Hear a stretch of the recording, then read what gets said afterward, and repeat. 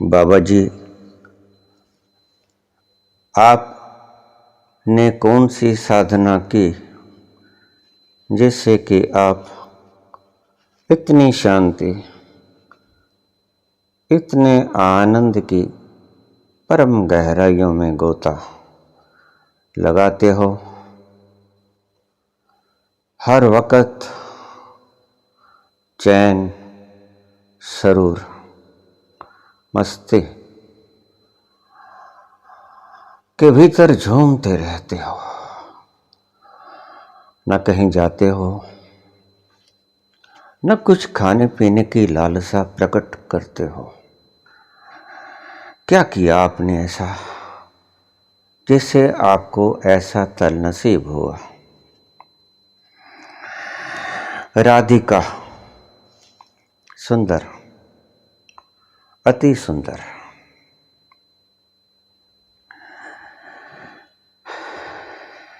राधिका जोधपुर से हैं। पुत्री, मैंने जब तक किया तब तक मैं ऐसा न था जैसा आज हूं। जब सब करना छोड़ दिया तो ऐसा हो गया।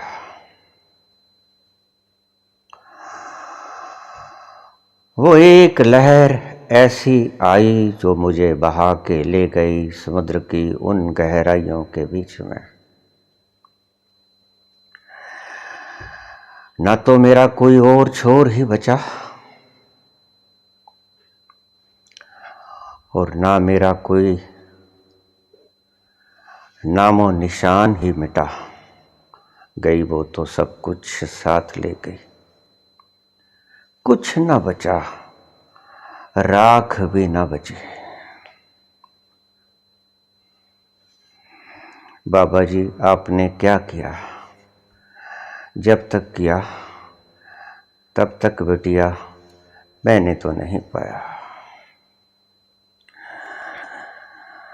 एक प्यास जगी संसार में सुख की, लेकिन पाया कि संसार दुख का एक जाल है। सुख यहां मृग तृष्णा के बराबर है। सुख है ही नहीं। एक शाम जब मैं अपने कॉलेज से वापस आ रहा था, गाड़ी पे जाया करता, रोज सुबह शाम को गाड़ी पे आ जाया करता। उस दिन मेरे कॉलेज में डेक्लेमेशन कॉन्टेस्ट था, भाषण प्रतियोगिता थी। उस भाषण प्रतियोगिता का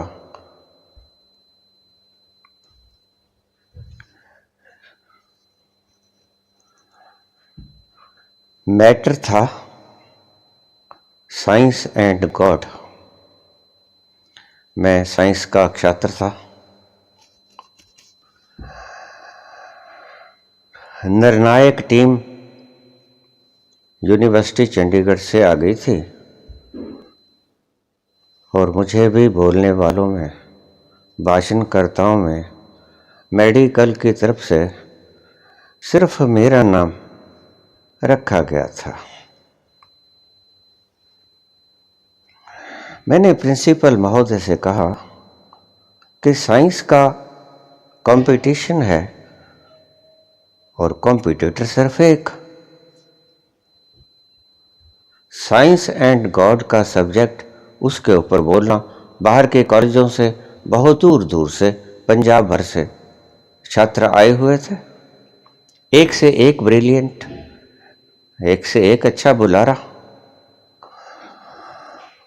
तो मैंने जब प्रिंसिपल महोदय से कहा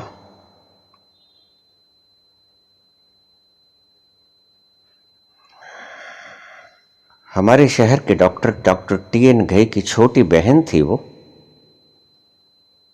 मैंने जब उनसे बोला कि मैडम साइंस का भाषण और प्रतियोगी सिर्फ एक, और रख लीजिए 2-4, शायद मैं चूक जाऊं।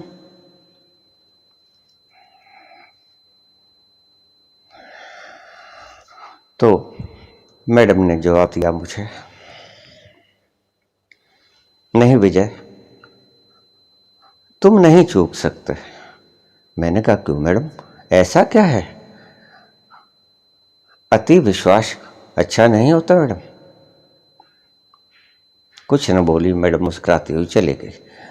कंपटीशन शुरू हुआ, छात्र बोलते चले गए, मेरा नाम उद्घोषित हुआ। मैं मंच पे आया, बोलने लगा। बोलते बोलते खो गया, मस्त हो गया। घंटी बज गई, जितने मिनट का था, और मैं चला गया। पुरस्कार वितरित किए गए, मुझे पुरस्कार दे दिया गया, फर्स्ट प्राइज।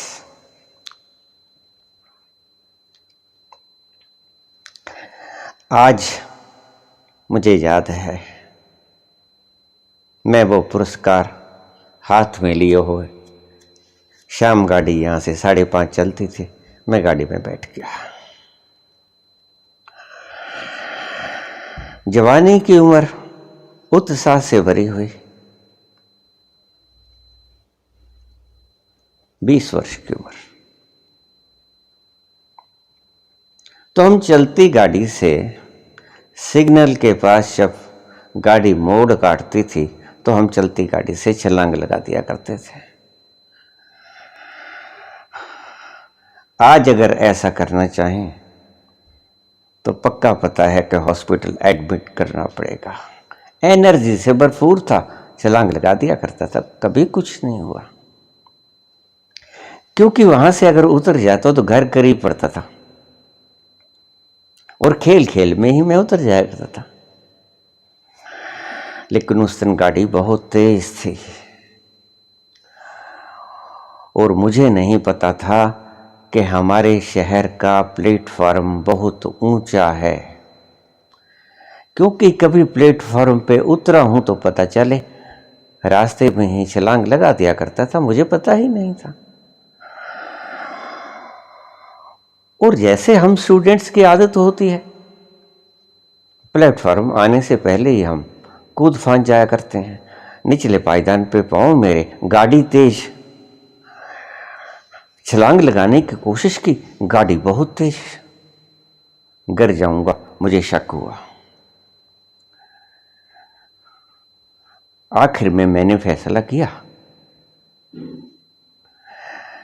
कि प्लेटफॉर्म पे ही उतर जाऊंगा, लेकिन पांव तो मेरे निचले पायदान पे थे। बस एक क्षण की दूरी, गाड़ी धीमी हो रही थी, प्लेटफॉर्म आ चुका था, मैं करीब करीब बीच के डिब्बे में था।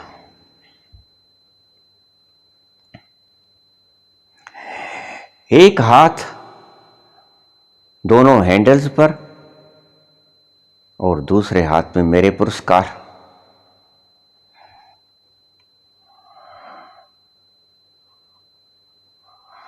मैं ईश्वर को नहीं मानता था। ऐसा नहीं कि मैं नास्तिक था, परंतु ऐसा कि मैंने ईश्वर को देखा नहीं था। और साइंस में सबसे पहला शब्द होता है, पहले जानो फिर मानो। Chemistry, physics. मैडम मुझे कह देती कि काटो खरगोश, काटो फ्रॉग, काट लेते। बताती ये हार्ट है, एक छोटी सी स्किन के साथ बिल्कुल बारीक नर्व जाती है। जब हम फ्रॉग काटते तो उस त्वचा के साथ बिल्कुल फिक्स होती है वो, उसको ब्लेड के साथ समूची पूरी सही काट देने के 15 नंबर होते थे, टोटल नंबर 50। और जिसने वो सही निकाल दी नर्व बिना तोड़े, और बारीक इतनी कि अगर थोड़ी सी भी पिन की तरह थोड़ी सी भी लग गई तो खून निकलने लग जाएगा और वो ब्रेक हो जाएगी नर्व, इतनी बारीक। मेरे कहने का मतलब ध्यान ऐसा होना चाहिए जैसे योगी का होता है।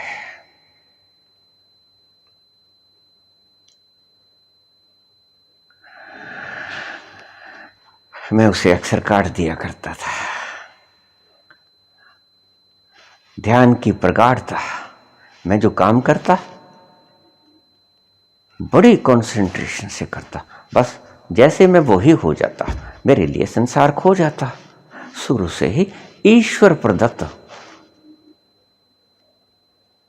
ये एक मुझे दात मिली थी ईश्वर की तरफ से, और मैं वो नर्व बिल्कुल साफ निकाल देता। प्लेटफॉर्म करीब आते ही मुझे एक आवाज आई, विजय पामों पर कट कर लो, कट जाएंगे। मैं घबराया कि कौन बोल रहा है, लेकिन इससे पहले कि मैं संभल पाता, मुझे किसी अदृश्य शक्ति ने नीचे के पांव उठा के गाड़ी के फर्श के ऊपर गिरा दिया। उल्टा धड़म से मैं प्लेटफॉर्म, गाड़ी के प्लेटफॉर्म में, गाड़ी के फर्श के ऊपर उल्टे मुंह, औंधे मुंह पड़ा। सारे कपड़े मेरे धूल से लथालथ है। दिल की धड़कन बढ़ गई। ये क्या हुआ? कौन? आगे पीछे कोई नहीं। मेरे स्टेशन पर कोई उतरने वाली सवारी उस दिन गुजरती है ही नहीं। कई बार तो सारा डब्बा भरा रहता था और लाइन लगी रहती थी लोगों के उतरने वाले की। संयोगवशात उस दिन कोई भी ना था, मैं अकेला सन्न रह गया। मैं, ये क्या हुआ? और जैसे ही मुझे पटका गया वैसे ही प्लेटफॉर्म शुरू हो गया। हार्ट बीट शायद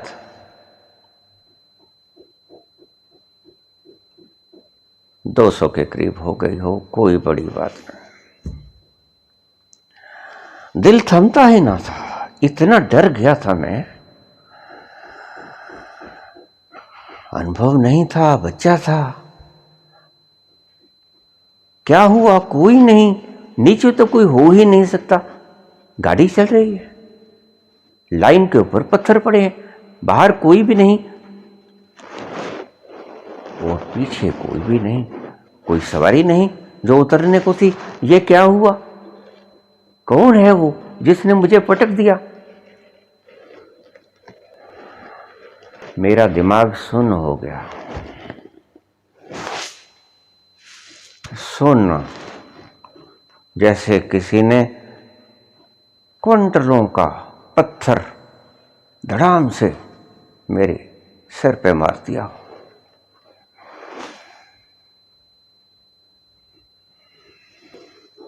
होश तो था मुझे, लेकिन मूर्छित है जैसा होश था, कँप रहा था।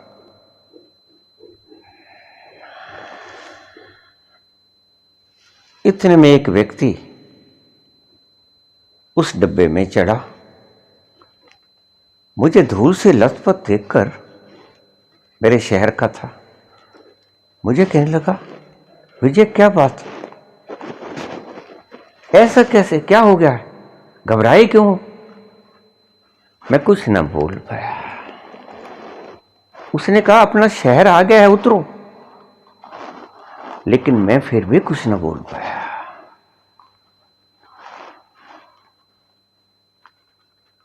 मेरे चेहरे पे हवाइयां उड़ती देख के उस व्यक्ति ने मेरा हाथ थामा, गाड़ी ने विसल दे दी और वह व्यक्ति मुझे पायदान से नीचे लाके प्लेटफॉर्म पे खड़े कर दिया और मुझे जाके बेंच पे लिटा दिया। उसकी गाड़ी निकल गई। वो मुझे जानता था। जब उसने मेरा हाल देखा वो खुद डर गया। क्या हुआ? उसने मुझे लिटा दिया। मेरी हार्ट बीट बहुत ज्यादा थी, श्वास तेजी से चल रहा था, फेफड़े ऊपर नीचे, फेफड़े ऊपर नीचे, दिल धड़क रहा था। अभी तक कंट्रोल में नहीं कुछ आया था। मैं समझ ही नहीं पाया कि ये क्या हुआ। हाथ का इनाम गिर गया था कहीं, कोई पता नहीं। उसने मुझे कहा ठीक तो हो। मैं कुछ न बोल पाया। उसने मुझे बेंच के ऊपर लेटा दिया। मेरे सारे कपड़े उसने झाड़े, बूट उतारे, भाग के गया, पानी लेके आया। मुझे कहने लगा पानी पियो, जल्दी करो। लेकिन पानी पीने के लिए उठने की शक्ति ही नहीं। उसने मुझे सहारा देके पानी पिलाया, गर्दन पकड़ के उठाया और पानी पिलाया। पानी में पी लिया। थोड़ी देर बाद धीरे धीरे धीरे धीरे धीरे धीरे करीब 15 मिनट लग गए होंगे। आंखें खुली हैं, लेकिन अवाक, शून्य में निहारता हुआ एक पुतला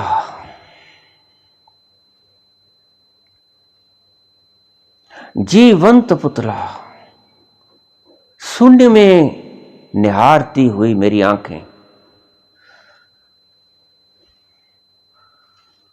डर गया वो भी व्यक्ति। मुझे कहने लगा कुछ बोलो, क्या हुआ? मैंने धीरे से उसे कहा कि अभी मैं नहीं बोल सकता, मुझे घर पहुंचा दो।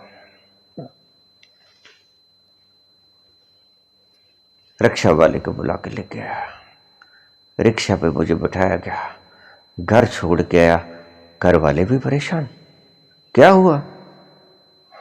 कोई चोट फीट नहीं लगी थी, खरोंच थी छोटी सी पाँव की। माता ने मुझे लेटा दिया। वो व्यक्ति कहने लगा कि ऐसे मैं जाना था बठिंडा, लेकिन जब मैंने गाड़ी के डिब्बे में चढ़ना शुरू किया तो मैंने इसकी हालत ऐसी देखकर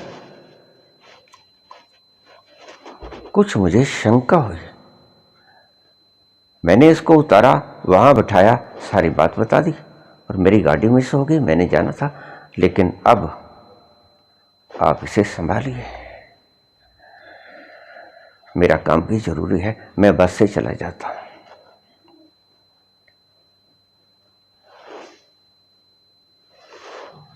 माता ने मेरी हालत देखी, मुझे कहने लगी कि आराम कर लो, कुछ नहीं हुआ है, सब ठीक है। मुझे नींद आ गई। जब मैं उठा तो मुझे पूछने लगे घर वाले क्या हुआ। मैंने किसी को कुछ नहीं बताया। तब तक थोड़ा मैं नॉर्मल हो गया था।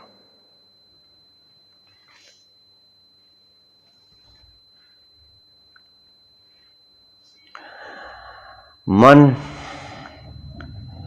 उस अज्ञात शक्ति के प्रति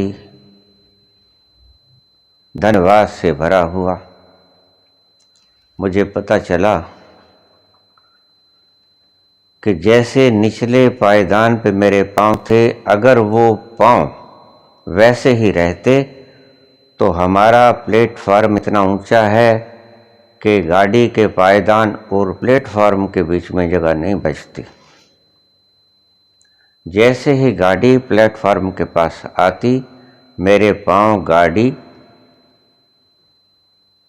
के पायदान और प्लेटफॉर्म के बीच में फंस जाते और मेरी टांगें कट जाती। यह निश्चित था। मुझे जब इतना पता लगा, डरा भी और उस अज्ञात शक्ति के प्रति धन्यवाद भी प्रकट किया। यद्यपि साइंस एंड गॉड के विषय पर मैंने जो भाषण दिया था वो ईश्वर नहीं है, इस प्रसंग को मुख्य रख के दिया था। मैंने तर्क ऐसे ऐसे दिए कि तालियां बजती रही और इधर मेरी ताली बज गई। इन घसे सिर वालों ने मुझे इनाम दे दिया। घस ही जाते हैं सर। 50 साल का हुआ, वैज्ञानिक का, सब बाल उठ जाता है सोचते सोचते। मुझे फर्स्ट प्राइज दिया गया।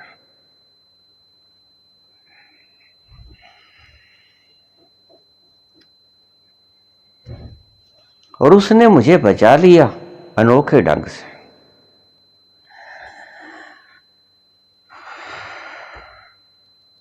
मेरे मन में एक जिज्ञासा उठी थी, ये कौन जिसने मुझे बचाया?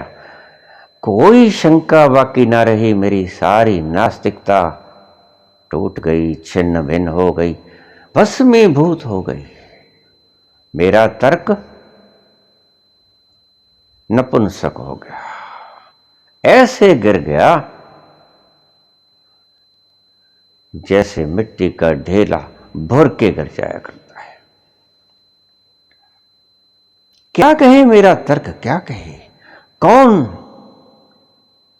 जो 70 किलो वजन नीचे से उठा के गाड़ी के फर्श में पटक दे? कौन ऐसी शक्ति? नहीं जवाब था कोई मेरे पास। मैं घर पर ही पढ़ाई करता रहा, कभी कभी कॉलेज चला जाता, लेकिन दिमाग मेरा उधर ही रहता। मैडम मुझे पूछते, क्या हो गया तुझे, ऐसे कैसे खोए खोए रहता है? मैं कुछ ना बोल। मुझे अक्सर मेरे प्रिंसिपल पूछते कि विजय क्या हो गया है? ये ऐसे निष्प्राण आंखें, ऐसे लगता है जैसे तुम कुछ खोज रही हो। मैंने कहा हाँ। तो मुझे कभी कभी मैडम, मैं शरारती बहुत हुआ करता था और मेरे चेहरे को देखकर मुझे मैडम कभी कभी मजाक कर देते, अरे छोरे कभी इश्क विश्क के चक्कर में तो नहीं पड़ गए हो? मैंने कुछ न बोलता, कुछ न बोलता। मुझे मेरी प्रिंसिपल कहती कि छोड़ो, तुम्हारे पढ़ाई के दिन हैं, मुझे बताओ क्या बात है। मैं कुछ ना बता पाता, मैंने कॉलेज जाना छोड़ दिया। सुबह चला जाता, मंदिर अच्छे लगने लगे, एकांत अच्छा लगने लगा। बैठ जाता अकेले, बाबा धर्मदास की समाधि पे चला जाता, क्योंकि वहां कोई नहीं जाता था, वहां सांप बिच्छू बहुत हुआ करते थे। वहां बैठ जाता, सुबह जाता, दोपहर को लौटता, नहाना वहां पर, घर आ जाता, फिर शाम को चला जाता। खोज निरंतर, एक प्रश्न भीतर जग गया, वो कौन जिसने मुझे बचा लिया? वो कौन, वो कौन था जिसने मेरे प्राण बचा लिए? और भीतर एक डिसीजन मेरी आत्मा ने ले लिया कि जिसने मेरे प्राण बचाए, रहता शेष जीवन उसके चरणों में ही अर्पित। मैं ढूंढूंगा वो कौन, मैं ढूंढूंगा उस शक्ति को, अवश्य ढूंढूंगा और सब छोड़ दूंगा। मेरा संसार का सारा रस यात्रा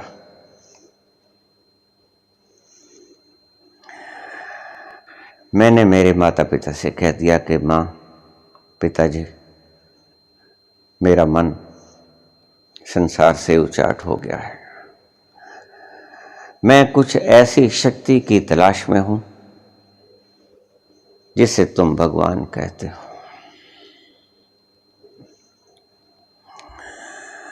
चलते रहे दिन, बीतते रहे। मेरे पिताजी कुछ ज्यादा ही नरम स्वभाव के थे, मुझे रोकते टोकते न थे। मन वैराग्य से भरता गया, वैराग्य इतना कि एक दिन मैंने घर छोड़ने का निश्चय कर लिया। मैंने पिताजी से बोला कि मेरा यहाँ मन नहीं लगता संसार में। हम 5 भाई थे।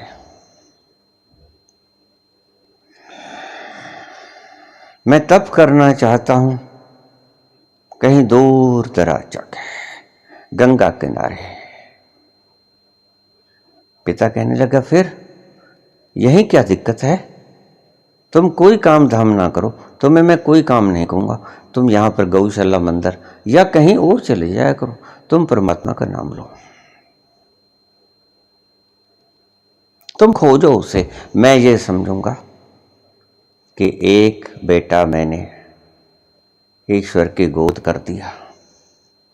उसने मुझे 5 दिए, मैंने उसको एक उसकी सेवा के लिए सौंप दिया। तू जा बेटे, मेरी तरफ से कोई अहंकार नहीं। अपनी माता को मत बताना, तू चुपचाप चले जाना। मैंने चरण छूकर संध्या की गाड़ी पकड़ ली। कोई पैसा नहीं जेब में, कोई वस्त्र नहीं शरीर पे, जो डाल रखा था पैंट शर्ट, बस वही।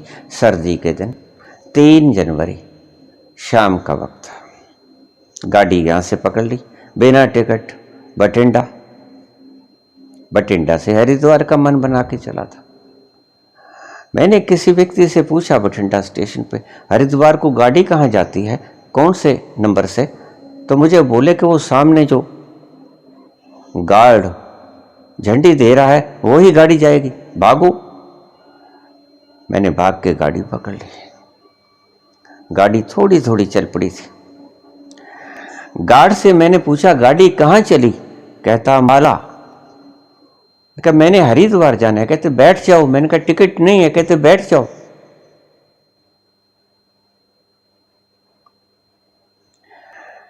मैं गार्ड से अगले डब्बे में बैठ गया। अंबाला, अंबाला से फिर मैं हरिद्वार की गाड़ी पकड़ ली। आगे का वृत्तांत थोड़ा गहरा शॉर्ट में बताऊंगा। लश्कर के जंक्शन पे गाड़ी रुक गई, टीटी आ गया। Ticket ticket. और टीटी क्या था, जैसे 2 आदमियों जैसा। एक गाड़ी की छत के उसकी पगड़ी लग रही थी, पगड़ी धारी, सफेद शुभ्र, दाढ़ी बड़ी बड़ी, ऊंचा कद, गाड़ी के साथ छत के साथ लग रहा था, थोड़ा सा नीचे था। टीटी की वर्दी डाली हुई, हाथ में टिकट की, सभी के पास टिकट मांग रहा था, टिकट काट रहा था। मेरे पास भी आ गया, हाथ फैला दिया। मैं चुप, फिर हाथ फैला दिया। मेरे पास टिकट ही नहीं थी।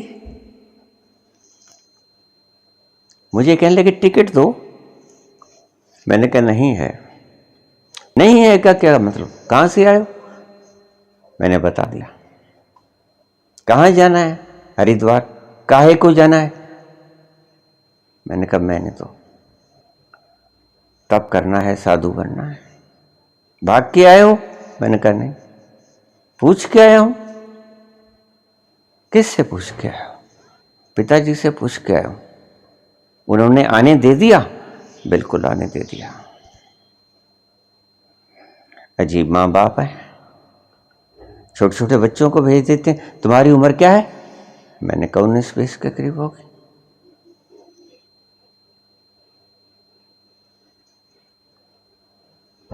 ये शरीर पे कुछ नहीं है तुम्हारे, ठंड लग जाएगी। मैंने कहा कुछ नहीं होता। हद हो गई। कुछ खाया पिया? मैंने कहा नहीं। चाय पियोगे? मैंने कहा पीऊंगा। भूख लगी है? हाँ लगी है। चलो उतरो जंक्शन। लश्कर जंक्शन उतर गए। फर्स्ट क्लास वेटिंग रूम में जाके बैठ गए। थोड़ी देर में वहां पर बड़े बड़े परोठे आलू को आ गए। मुझे कहने लगा खाओ। मैंने पेट भर के खा लिया। बड़ा गिलास चाय का आ गया, वो भी पी लिया। मुझे कहने लगे वापस चले जाओ बेटा, तुम जहां जा रहे हो स्थान ठीक नहीं है। दुष्ट लोग बैठे हैं, ठग लोग बैठे हैं, तुम्हारी जिंदगी नरक बना देंगे। तुम भगवान को पाने आए हो, भगवान को न पा सकोगे। बच्चे, मुझे तुझे देख के तरस आता है, तुम लौट जाओ। ऐसी भोली अवस्था, अभी दाढ़ी भी ना फूटी थी। तुम्हें देख के मुझे मेरा पुत्र याद आ रहा है, तुम वापस चले जाओ। मैंने कहा नहीं, मैं वापस तो नहीं जाऊंगा, मैं यहीं, अगर कुछ ना मिला तो गंगा में प्राण दे दूंगा।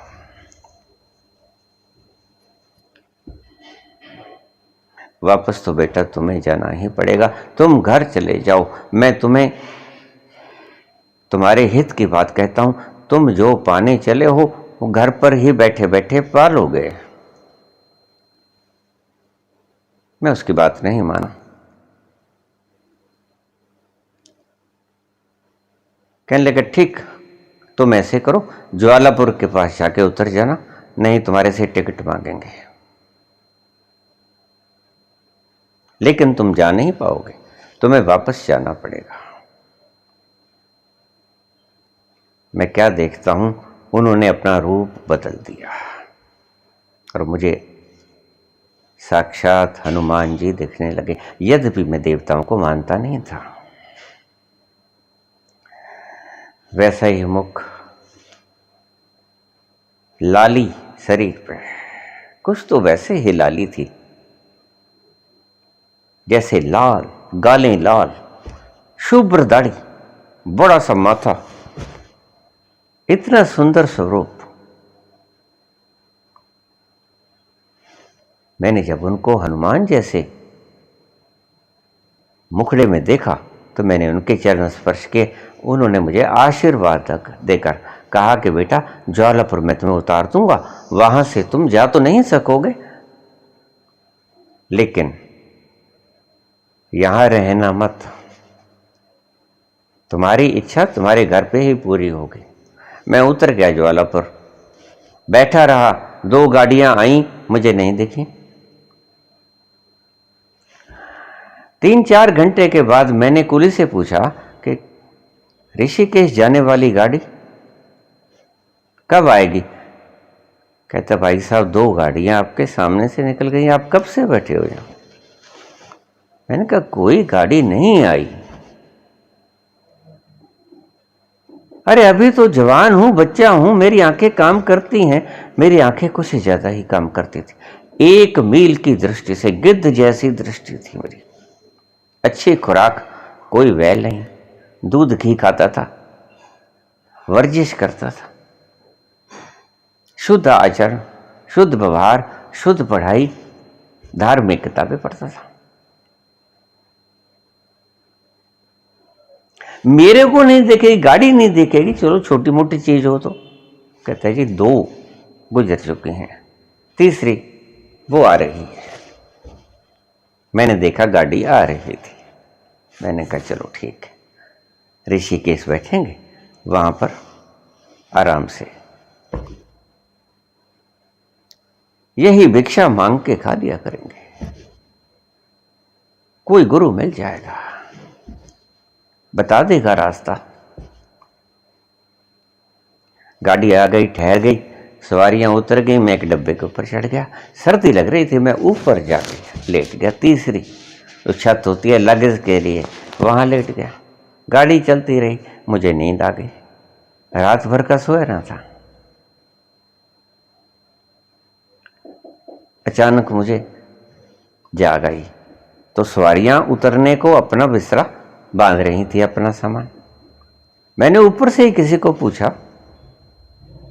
कि भाई साहब बठिंडा आप बोल रहे हो, ये गाड़ी कहाँ जाएगी? वो बठिंडा बठिंडा कर रहे थे। तो गाड़ी बठिंडा जा रही है, बठिंडा आ गया है। मैंने कहा ये गाड़ी बठिंडा जा रही है? तो हाँ, आपने कहाँ जाना है? मैंने तो ऋषिकेश जाना है। कहता आपने गलत गाड़ी पकड़ ली, ये गाड़ी तो बठिंडा जा रही है, बठिंडा आ गया है। वही हुआ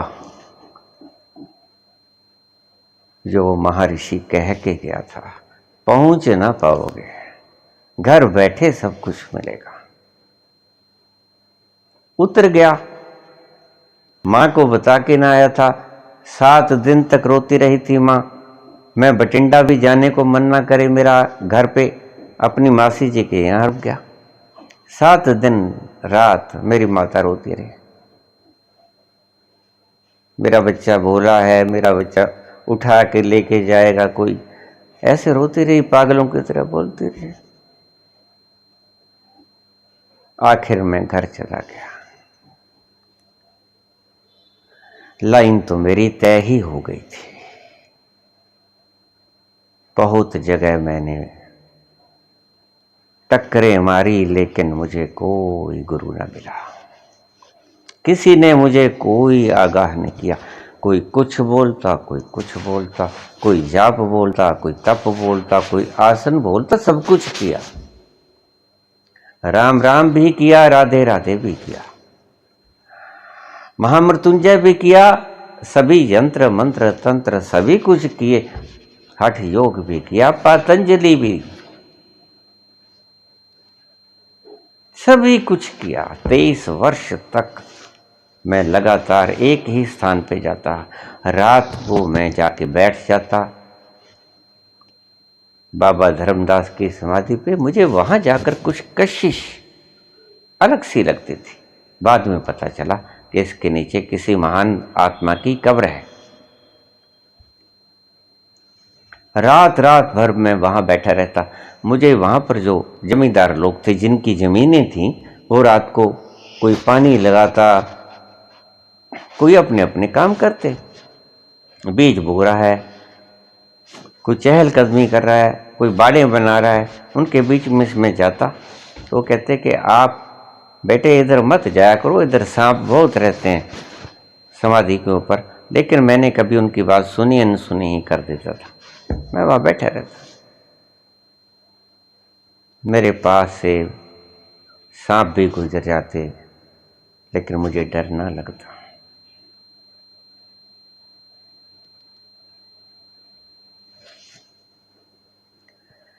निर्भय हुआ। एक वो वाक्या मेरे भीतर से मृत्यु का डर निकाल गया। मेरे मन में आता कि तू इतने दर्द से मर जाता उस दिन अगर तेरे पांव प्लेटफार्म के बीच में फंस जाते। तू मर ही चुका है, अब ये जिंदगी तेरी बोनस। जिसने दी वो वापस जब चाहे ले ले, उसकी मौज, उसकी अमानत। ऐसी जिंदगी को जिया। और एक दिन जब सब कुछ करके हार गया, राम राम भी कर लिया, राधे राधे भी कर लिया, दान पुण्य भी कर लिया, सब कुछ आजमा के देख लिया, सभी महामृत्युंजय, गायत्री, हवन, यज्ञ, हठ योग, राजयोग, ध्यान सभी साध लिए। सत्य, अहिंसा, स्तेय, ब्रह्मचर्य, परिग्रह, शौच, संतोष, तप, स्वाध्याय, ईश्वर, प्राणिदान। उसके बाद आसन, फिर प्राणायाम। 4-4 घंटे प्राणायाम किया, प्रत्याहार किया, नहीं कुछ हुआ। लेकिन नियमित रूप से बना रहा। इतना थक गया कि मैंने कुछ भी करना छोड़ दिया।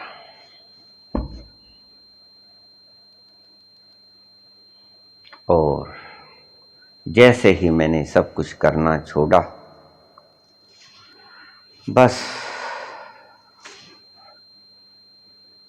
सिर्फ कुछ दिनों के बाद अचानक मैं जा रहा था शरद पूर्णिमा की रात,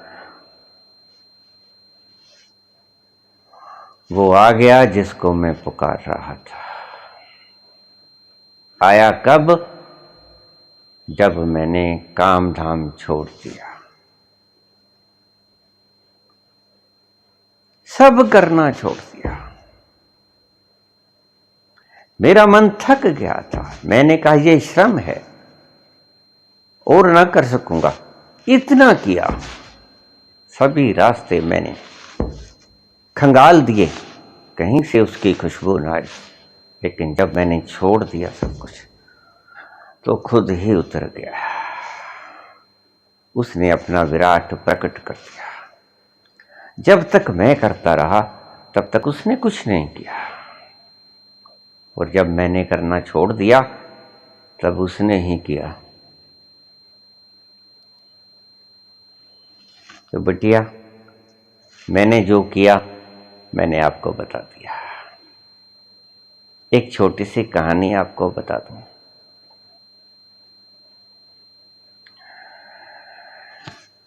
इकट्ठे परिवार में मैं माता, पिता, भाइयों के साथ रहा करता था।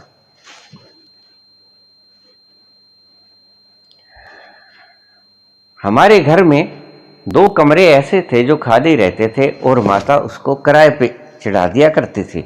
एक किराए पे पटवारी रहते थे। उनकी घरवाली किसी संप्रदाय से दीक्षित थी। नाम नहीं लूंगा क्योंकि इज्जत का सवाल हो जाता है। मैं उसे देखता, वो बेचारी सारे दिन यही करती रहती। मेरा फला नाम रह गया है, मैंने 2 कर लिए हैं, मेरे 3 रह गए हैं। क्या करें, काम धाम से फुर्सत नहीं मिलती। अभी कपड़े भी धोने हैं, रोटी भी बनानी है, आटा भी गूंथना है, सब्जी भी है, सब वो रह गया, वो रह गया। सारे दिन वो पागलों की तरह करती रहती।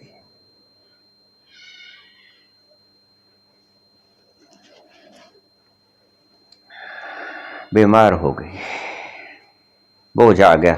मेरे 2 नाम रह गए, 3 कर लिए, वो रह गया। घर का काम छोड़ देती, लेकिन नाम जरूर जपती। जो सुबह ब्रह्म मुहूर्त में जगती 3:40 पर। तो मैंने उससे कहा, आंटी तुम कितने बजे सोती हो? तो बेटा कहाँ सोती, बस ऐसा समझो कि थक हार के चूर होके गिर पड़ती हूँ, और जब थोड़ी सी जान आती है तो उठ जाती हूँ। ना मैं सोती हूँ ना मैं जगती हूँ ढंग से। मैंने कहा तो उठ क्यों जाती हो? नींद पूरी करके उठ जाया करो। कहती है नहीं, वो हमने जाप भी करना होता है, शब्द और सुरत का मेल भी करना होता है। लंबी बात नहीं करूंगा, दिमाग पर उसके बोझ आ गया था और वो बेचारी दुनिया को अलविदा कह गई। इस नाम के चक्कर में दुनियादारी को संभाल न सके, मर गई। मुझे आज भी वो याद आती है। छोटा कद, गोरा रंग, मीठी बाणी, मुस्तैद, कितनी ही थकी हुई हो, चेहरे पे थकावट साफ दिखती थी, लेकिन कभी हार नहीं मानती थी। आखिर जिंदगी से उसे हार मानना पड़ा, मर गई। मैं बच्चा था तब कुछ समझ ना सका, समझ आई तो मुझे पता चला। मुझे पता क्या चला, मेरे भीतर विद्रोह की चिंगारी जाग उठी। और जिस दिन मुझे ज्ञान हुआ, मैंने इन गुरु लोगों को बहुत कोसा। मैंने कहा, तुमने एक जान को तड़फते हुए तो मैंने देखा इस नाम के चक्कर में। वो बेचारी सोती कहाँ थी। सुबह उसने 3:40 पर बैठ जाना होता था।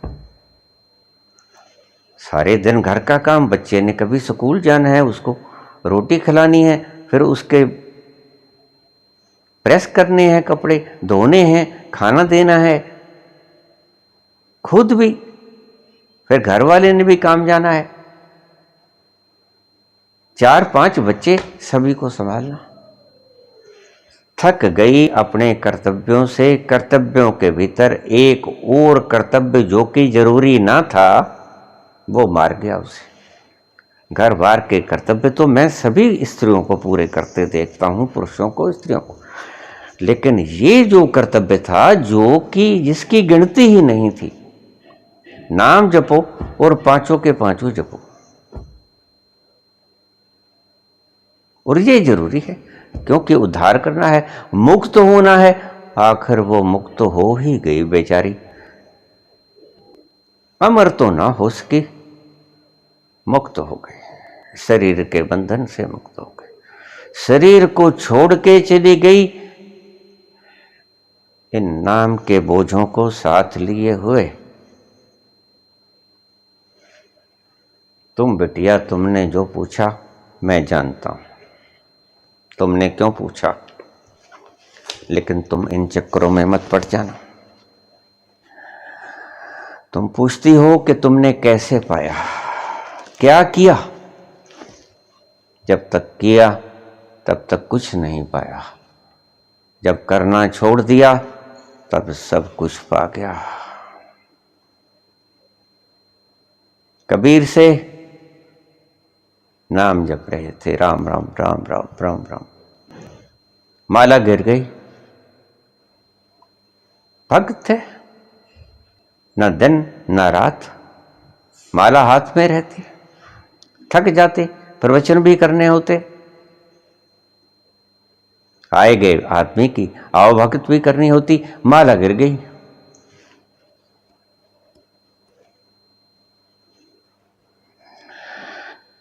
कबीर पहुंच गए थे।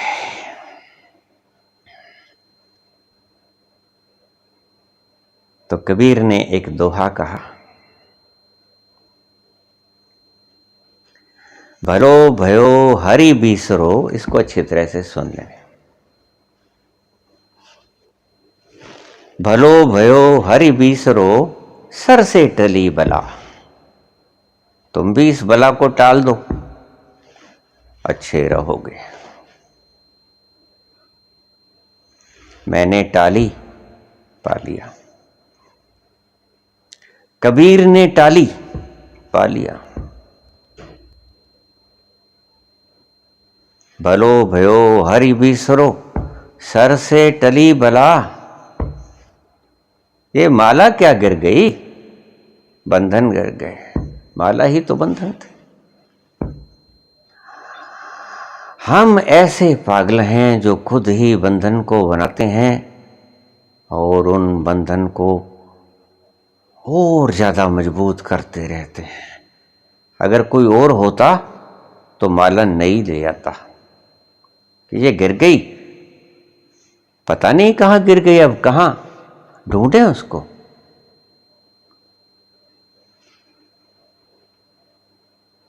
नई माला ले आते।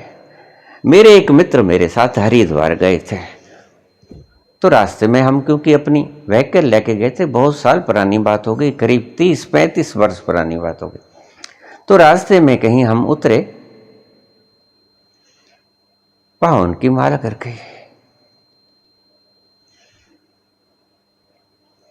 उन्होंने तो बवंडर खड़ा कर दिया कि मेरी तो माला गिर गई, मेरा सब कुछ गिर गया, सर्वस्व गिर गया, मुझे माला ला के दो। बा मुश्किल उस माला को हम ढूंढ पाए, मिल गई, शुक्र है। जिसकी माला गुम हुई थी वो कृपया इस बात को सुन के हंसे ना, तो हमने उसको ढूंढ के दी। मैंने कहा चलो वहां पड़ी है, उठा ले। भलो भयो हरि बिसरो, सर से टली भला, कबीर कहते हैं भला टल गई। कौन राम राम मांग रहे हैं? अरे इसलिए आए हैं, जैसे थे तैसे भय, जैसे ईश्वर ने भेजे थे बिना माला के। अब कछु कहा ना चाहे, अब कोई राम राम नहीं कहा जाता। भलो भयो हरि बिसरो, सर से टली भला, जैसे थे तैसे भय, अब कुछ कहा ना चाहे। जैसे ईश्वर ने भेजे थे बिना माला के, वैसे ही हो गए।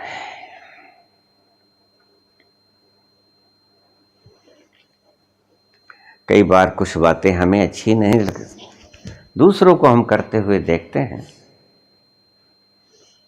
ऐसा ही विवेकानंद के साथ हुआ। विवेकानंद को जब झलक दिखा दी गई रामकृष्ण परमहंस के द्वारा, विवेकानंद नास्तिक थे, परमात्मा को मानते नहीं थे, लेकिन नास्तिक सच्चे थे। तलाश जारी थी, मिला नहीं। जिनसे पूछते कहते हैं मैंने देखा है। विवेकानंद कहते मुझे दिखा दो, कहते तुम्हें नहीं दिखा सकते। You will have to go under some processes and only then you will be enlightened. तुम्हें कुछ प्रक्रियाओं में से गुजरना होगा और तभी तुम सिद्ध हो पाओगे। यही सब कहते। विवेकानंद कहते कृपा कर दो, आपके पास तो शक्तिपात है, शक्तिपात करके दिखा दो। मैं जिज्ञासी हूं, मैं मुमुक्षु हूं, मैं बंधन से मुक्त होना चाहता हूं। थोड़ी सी तस्वीर दिखा दो, उसकी झलक दूर से, मेरे भीतर उसके होने का स्वाद जग जाए, उसके होने का हौसला जग जाए, तो मेरी चाल कई गुना बढ़ जाएगी और मैं सच में मुमुक्षु हूं। विवेकानंद थे भी। सभी कहते कि नहीं, हम ऐसा नहीं कर पाएंगे, आपको खुद ही गुजरना होगा। पहुंच गए रामकृष्ण परमहंस के पास। जो कहते थे कि हम ना दिखा पाएंगे, वो खुद ही पहुंचे हुए नहीं थे। बहाना था बचने का। सभी के पास बहाने होते हैं बचने के।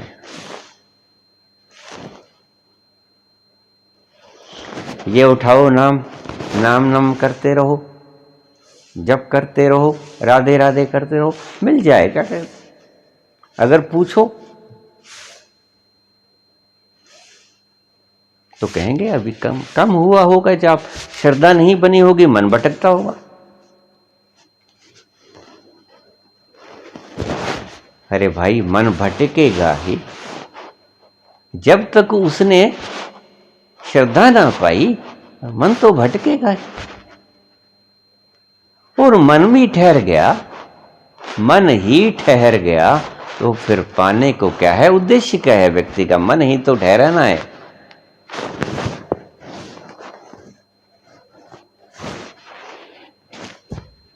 तो पूछा विवेकानंद से, विवेकानंद ने रामकृष्ण से कि परमात्मा है।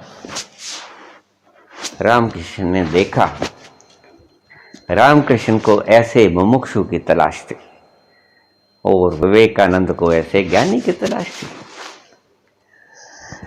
दोनों की तलाश थी, दोनों को तलाश थी, दोनों की तलाश थी। एक दूसरे की तलाश पूरी हुई।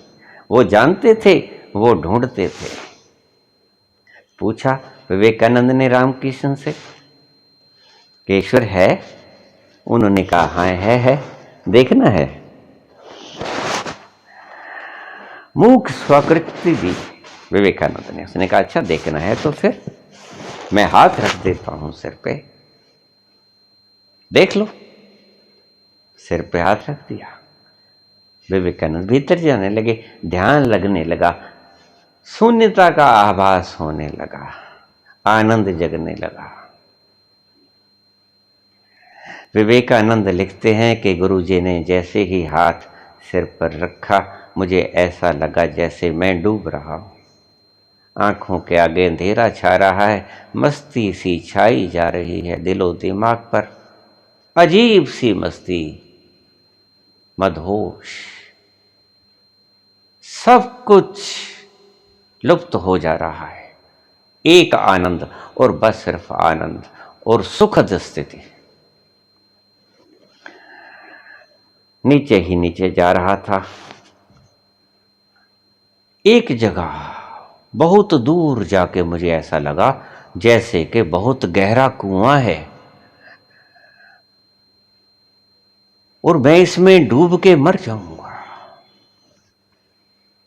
तो रामकृष्ण ने जैसे ही अपनी शक्तिपात बढ़ा दिया तो कपने लगे विवेकानंद।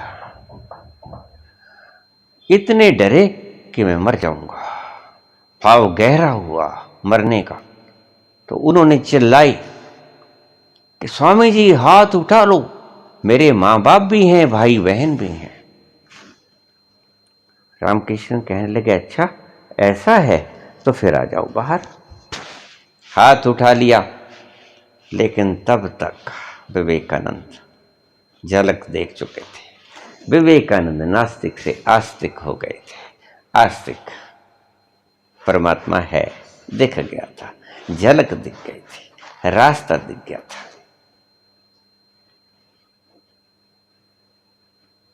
आंखों में अश्रुधारा प्रेम की, अनुग्रहित। पांव पे सिर रख लिए, आंखों में आंसू। उन आंसुओं से रामकृष्ण के पांव धुल गए।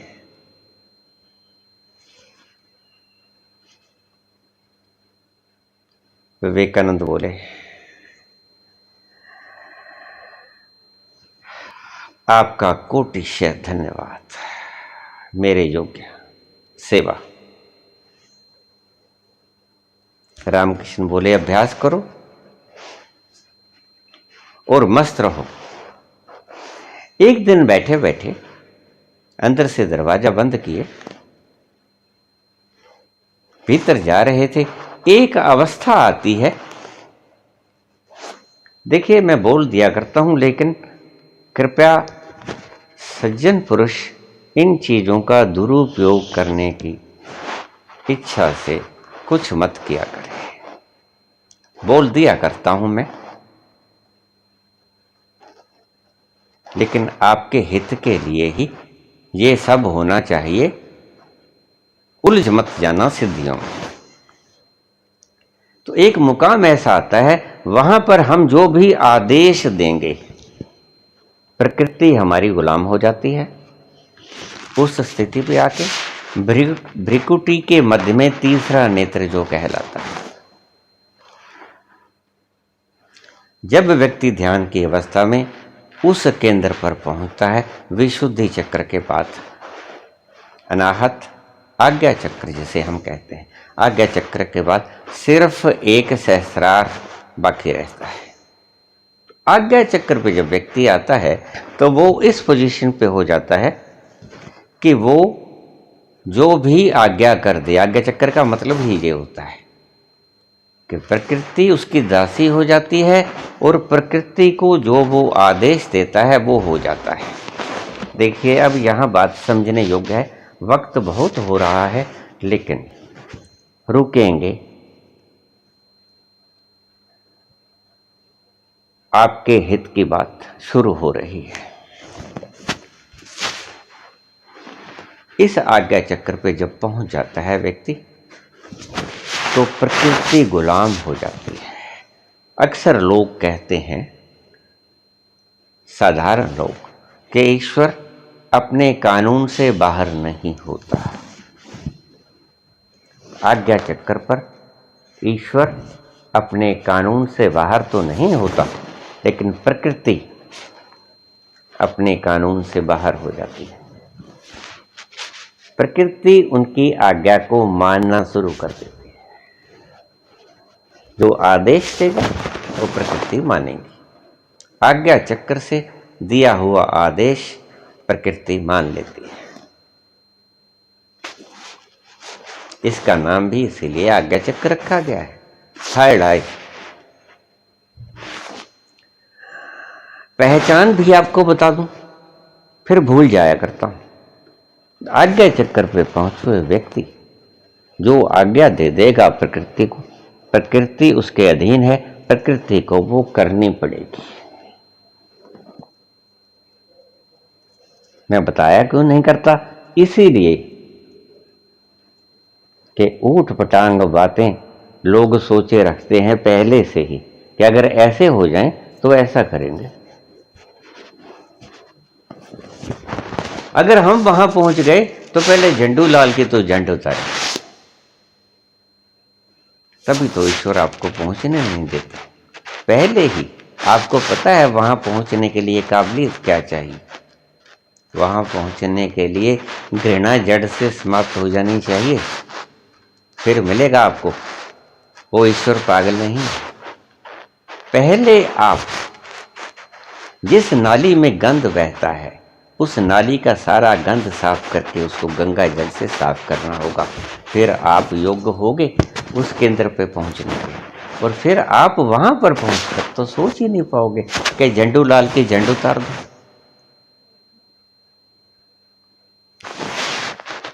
तो जब वहां पहुंचे तो रोज की बात थी कि उनके पास के कमरे में एक पंडित जी रहते थे, गणेश जी लाल जी। उनको लोग चंदूलाल भी कहते थे। तो गणेश जी लाल जी का काम क्या था, सुबह ब्रह्म मुहूर्त में उठना 3 बजे, और ब्रह्म मुहूर्त में उठ के उन्होंने सारे भगवान इकट्ठे कर रखे थे। गणेश जी, शंकर जी, दुर्गा, पार्वती, काली, जितने भी हनुमान जी सभी थे। पता नहीं कितने कितने क्या क्या, मुझे तो नाम भी नहीं आता। ये छिन्नमस्ता, ये बगलामुखी, ये सभी लगा रखे थे। ये घंटा करनी, अभी नवरात्रि आएंगे सब पता लग जाएगा। ये कात्यायनी, कालरात्रि, सभी देवियां, नवदुर्गा, सभी देवता गणेश जी से लेकर शुरू हो जाते हैं। सभी की मूर्तियां सुबह 3 बजे स्नान करते, खुद स्नान करते, उन देवताओं को, देवियों को स्नान कराते, फिर उनका षोडशोपचार पूजन करते, 16 तरह का पूजन। फिर दोपहर हो जाती, खाना खा के थोड़ी देर लेट जाते, फिर शुरू हो जाता काम। रात्रि के 9 बज जाते। तो आते जाते विवेकानंद अपने दोस्तों के समेत, जैसे कालू था और जितने दोस्त थे, तो देखा करते कि ये करता क्या है सारे, ये टल्ली ही गड़काया जाता है सारा दिन। और इतने साल हमको हो गए देखते को, इसे मेला गुला तो कुछ भी नहीं लगता। विवेकानंद जब उस तल के ऊपर पहुंचे तो सारे दिन तरस तो खाते रहते थे उस पर। तो आदेश करते हैं कि गणेशी लाल उठा, इन सबको बांध ले पोटली में, अपने देवी देवताओं को, भगवान को, और पटक जाके कुएं में। उसने जल्दी से सभी को इकट्ठा किया और कुएं की तरफ बोरी में बांध के अपने सारे गणेश वगैरह चल पड़ा। उधर बैठे रामकृष्ण परमहंस सारा नजारा देख रहे थे। भागे वो, उन्होंने भगाया सबको, कालू को और जितने भी थे सबको भगाया कि चलो जाके पकड़ लो उसको, ऐसे ऐसे बुरे काम करता है। हालांकि ये करुणावश किया हुआ काम था। कि सारे दिन ये इन देवताओं में उलझा रहता है, कोई ध्यान में चला जाए, कोई अवस्था को छू लिया जाए। अब बिल्कुल ऐसे ही हालात आपकी है। जो उठते हो, वो पटवारी के घर वाली मरी गई बेचारी। बोझ, संसार भी क्या कम बोझ है। महात्मा बुद्ध कहते थे कि संसार दुख है। संसार तो दुख है ही। बुद्ध के लिए जो राजा हैं, कोई काम धाम नहीं करना पड़ता, कुछ नहीं करना पड़ता, फिर भी संसार दुख है। तो इनका विचारों का क्या होगा जो सारे दिन संसार का काम धाम करते हैं, बच्चों को पालते हैं,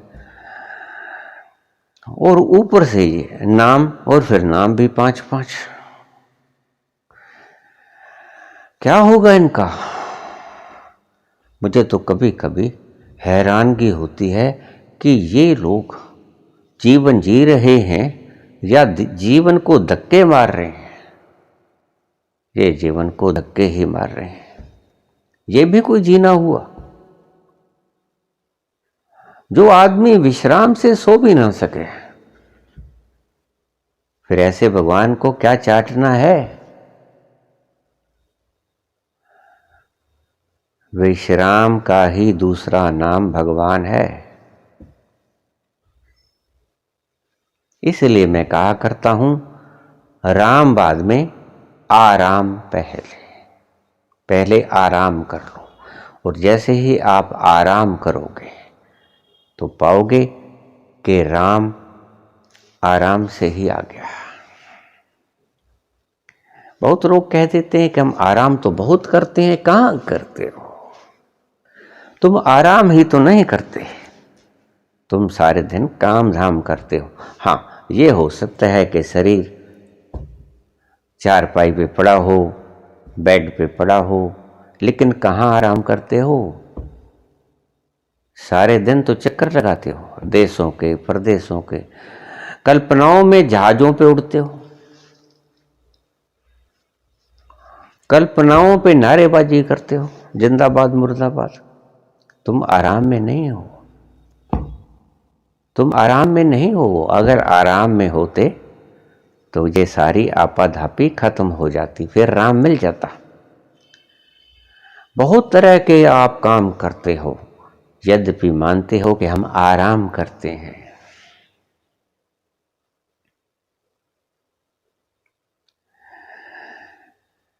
सारे दिन तुम चालबाजियों से ढके रहते हो, योजनाएं, प्लान्स। बैठे आराम से हो, शरीर आराम से बैठा है, लेकिन तुम कहाँ आराम करते हो? तुम तो सपने में भी आराम नहीं करते। लेकिन मैं तो कहता हूं कि आराम करो। शरीर को नहीं कहता हूं, शरीर से तो काम कर लो, कोई बात नहीं, लेकिन ये जो तुम सारे दिन मन को उधेड़ बुन में डाले रहते हो, इससे आराम करो। तुमको बैठ जाओ चुप करके। इससे कहो कि तू चुप हो के बैठ जा, वो है आराम।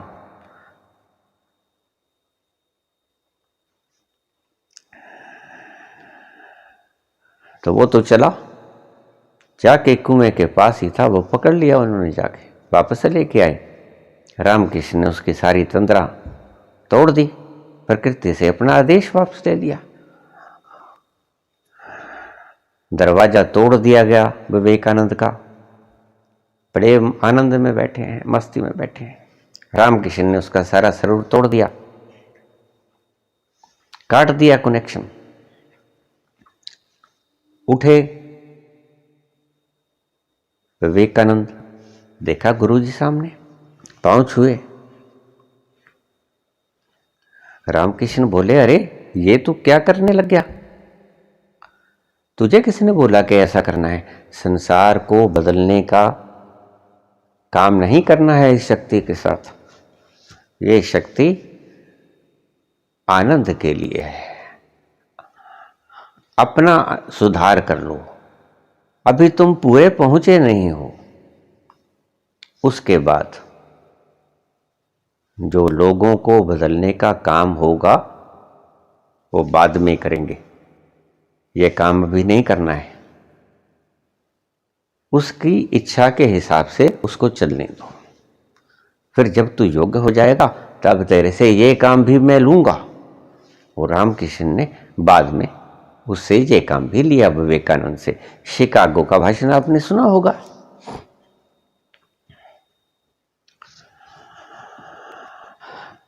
देखिए,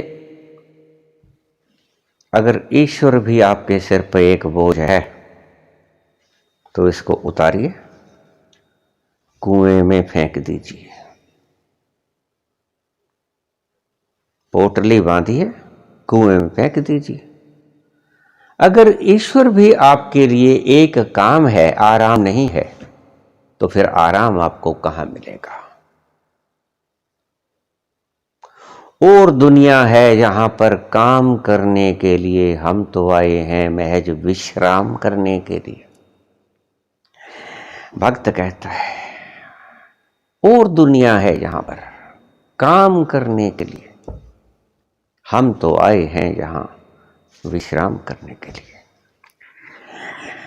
ये पूजा पाठ, ये पद्धतियां जो आपने ईजाद कर ली, ये नकली हैं। ये गुरुओं से, गुरुओं के कानों में कही गई हैं। ये आंखों से आंखों में झांक के देखी गई बात नहीं है। आंखों से आंखों में झांक के देखो, फिर पता चलेगा कि आपने बोलना क्या है। ये कानों से कानों में सुनने की बातें मत उड़ेलो दूसरों के कानों में। ये आंखों से आंखों में झांकने की बातें जो, फिर वो बोलो, वो अनुभव बोलो जो तुमने देखा खुद, जो तुम्हारे गुरु ने तुम्हें सुना दिया। वो आगे मत बोलो। जब तक ना देखूं अपनी नैनी, तब तक ना मानूं गुरु की कहनी। सो इसलिए मैं सभी गुरुओं से कहा करता हूं कि बोलने से पहले देखो, तुम जानते हो, या सिर्फ एक योजनाबद्ध तरीके से इस संप्रदाय मात्र को चला रहे हो। और फिर अगर संप्रदाय को ही चला रहे हो तो तुम पाप कर रहे हो। क्यों? क्योंकि तुमने तो नहीं देखा ना। जिसने देखा उसने लिख दिया, जिसने देखा उसने बता दिया। तुम पाप क्यों कर रहे हो? ये पाप है। क्योंकि अगर किसी ने देखा नहीं तो उसके बोलने में वो भावना नहीं आएगी। शब्द थोथे होंगे, रूखे होंगे, सूने होंगे, भाव के बिना होंगे, भाव शून्य होंगे। जिसने देख लिया उसके शब्द कोरे नहीं होंगे। उसके शब्दों के भीतर एक छुपी हुई रहस्यमय पूछ भावना भी साथ आएगी, जो आपके हृदय के भीतर को अंतस तक झकझोर देंगी। असल में सुननी तो वो भावना ही होती है। आप शब्द सुन के चले आते हो। भावना जब आपको सिखाई ही नहीं गई तो आप सुनोगे भी क्या? जब अगले ने तरंग छेड़ी ही नहीं उन सुरों की, आपको सुनने का क्या खाक? वो जानता ही नहीं, वो शब्द जानता है जो गुरु से सुन लिए, बस आपको बोल दिए, प्रेषित कर दिए। भावना नहीं है उसके पीछे। भावना यानी दर्शन, आंखों का दर्शन, स्वयं का अनुभव।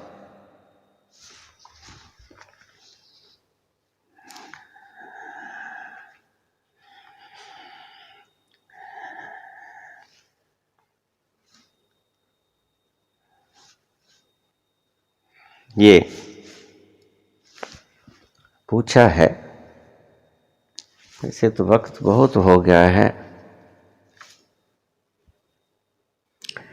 ऐसे ही अगर गुरु के कहे हुए शब्द आगे ब्रॉडकास्ट करोगे एक माइक की तरह, एक रिकॉर्डर की तरह, तो कम से कम दूसरे का फायदा या नुकसान हो या ना हो, तुमने अपना नुकसान तो कर ही लिया। मैं कल ही कह रहा था किससे कि ये जो गुरुजन हैं, ये किसी का नुकसान हो ना हो खुद का तो कर ही लेते हैं। वह व्यक्ति बोला कि कैसे?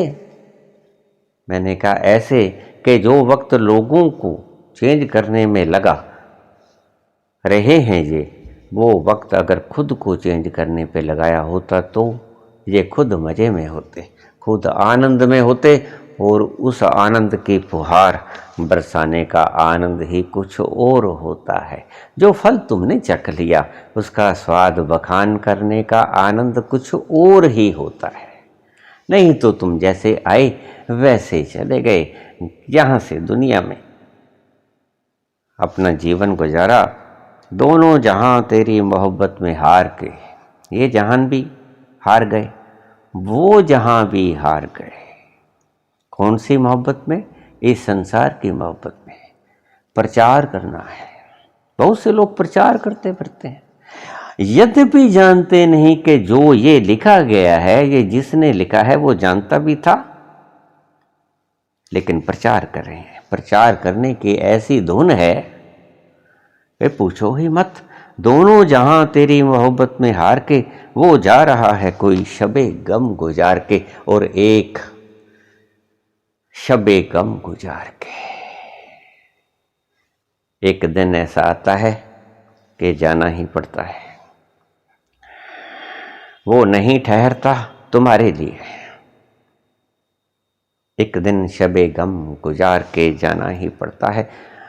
फिर तुम रोते हो, पीटते हो, जो लोगों से कहते थे कि चेत जाओ नहीं पछताओगे, तुम्हें ही पछताना पड़ता है, क्योंकि गुजार दी, सारी जिंदगी गुजार दी प्रचार करने में। प्रचारक मत बनना, जानने में वक्त बिता देना। जो प्रचार करने में वक्त बिता रहे हो उसको आप खुद जानने में वक्त बिता देना। इसलिए मैं अक्सर जो प्रचारक लोग हैं उनको फूटी आंखों नहीं बाता,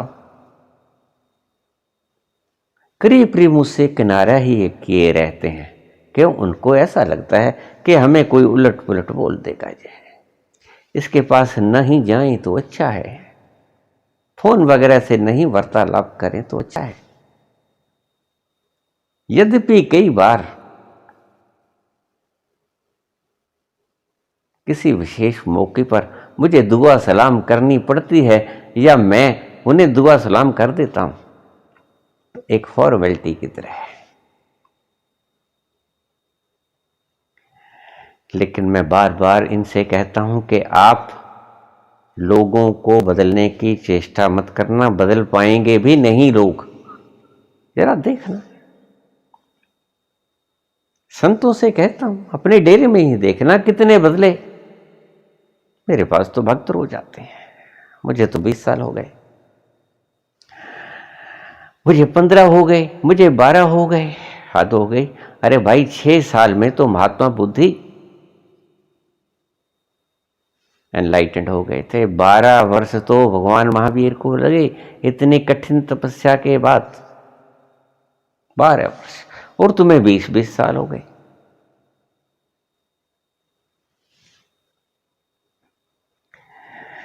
दुनिया पहले से बहुत दुखी है, आज बहुत समस्याएं हैं व्यक्ति के पास, इन्हें और समस्याओं में मत उलझाओ कृपा करके, इनको सिर्फ मात्र जी ही लेने दो,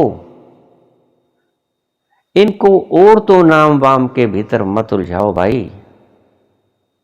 और क्या कम गम है जमाने में।